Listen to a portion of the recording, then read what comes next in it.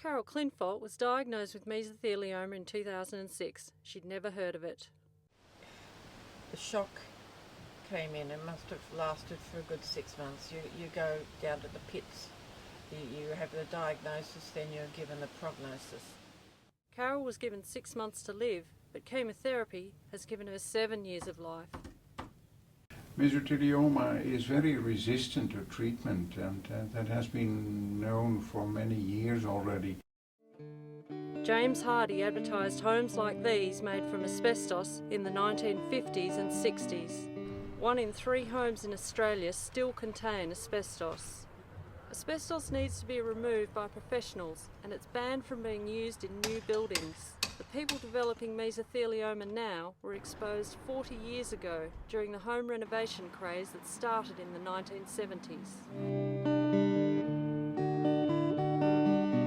Carol Clinfolt thinks her mesothelioma came from being exposed to asbestos either working for an architect in her 20s or renovating houses with her husband. One in particular was half brick and the back part was fibro, and I remember going up with him to the local hardware, buying the fibro sheets, bring them back, you cut them, you sand them to fit, the dust around. Australia has one of the highest incidences of mesothelioma in the world. 10,000 people have died of mesothelioma since the 1980s, and 25,000 more are expected to die in the next 4 decades.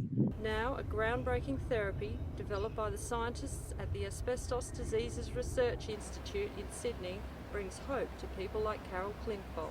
If we are able to find an optimal dose and a safe dose, we will proceed in the next phase of experimentation.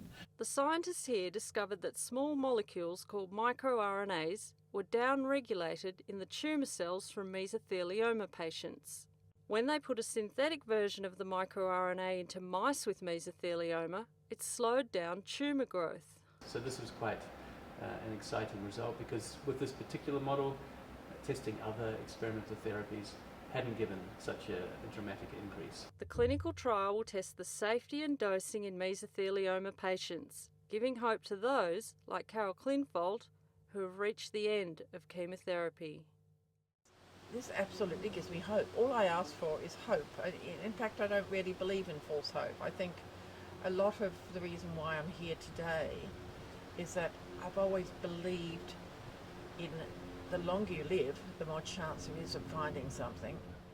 Carol Clinfolt is one of 30 patients in the trial.